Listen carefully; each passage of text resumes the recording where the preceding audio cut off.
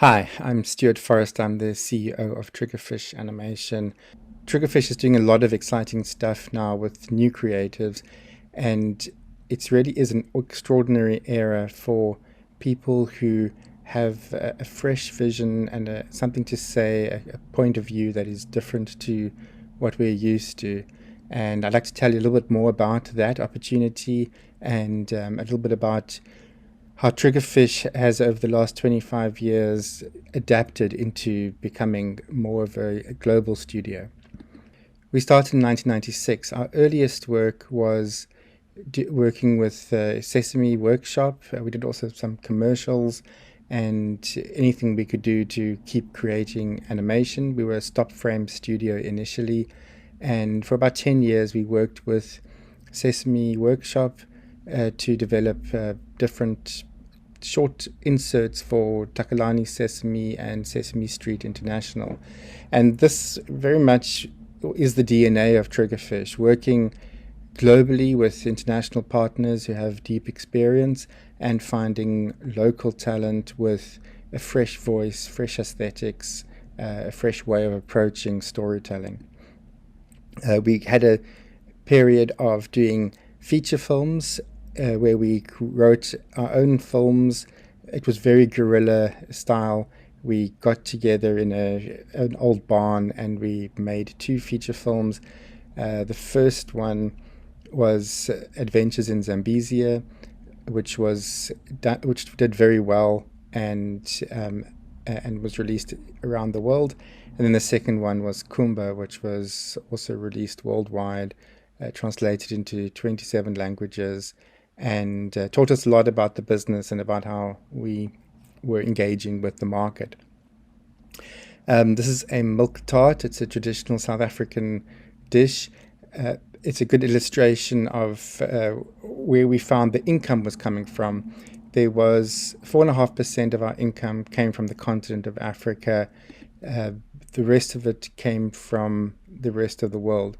So we knew quite early on that we had to make films that worked in every territory around the world in order for us to be able to raise the budgets that we wanted in order to be able to make the films that we wanted to make. And this led us to asking, how do we compete as a company? Because if we're making films that are competing for the world box office with the big major studios, what can we offer that they can't offer? And it was a question that we didn't quite have the answer to, but we knew that we needed to compete on technical and creative excellence. We knew we had to start with technical excellence, and we managed to get work doing a Christmas special for BBC One with Magic Light Pictures. And over the next 5 years, we created several films for BBC One Christmas that really showed that we could show attention to detail and storytelling and all the things that go with it.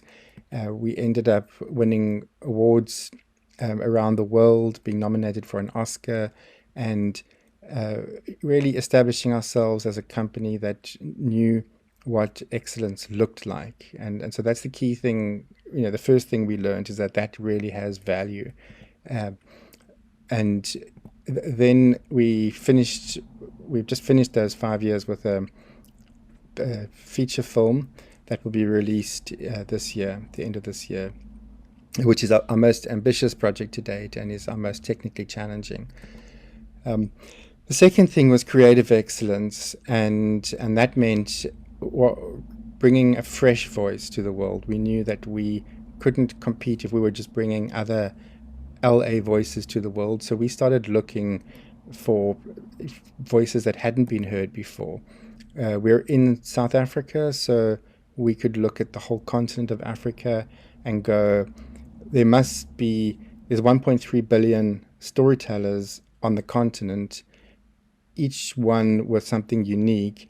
And of that, if we can find the top people who want to make animated films, we can create something really special. And so we started a drive to find people. Our plan was to go as wide as we can to as many people as possible, to provide training for people who had never done animation before, and just to show them what there was available, and then to convert that into actual product, short films, TV series, and features.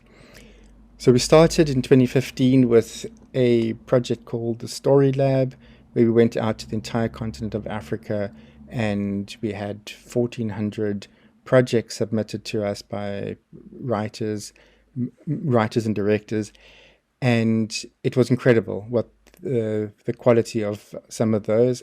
And we ended up bringing a whole bunch of people over to Cape Town. We had some workshops and training. We got to know them, and we eventually chose some people to go with us to Burbank.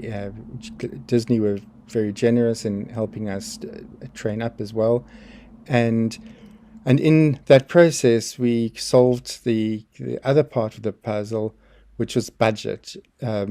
Without budgets that can compare with the big Hollywood studios, we wouldn't be able to compete, and we knew that. So we started going to the studios, and the new people on the block, which were the streamers, and Netflix came on board one of the projects from the Story Lab, called Mama K's Team 4, which is in production at the moment.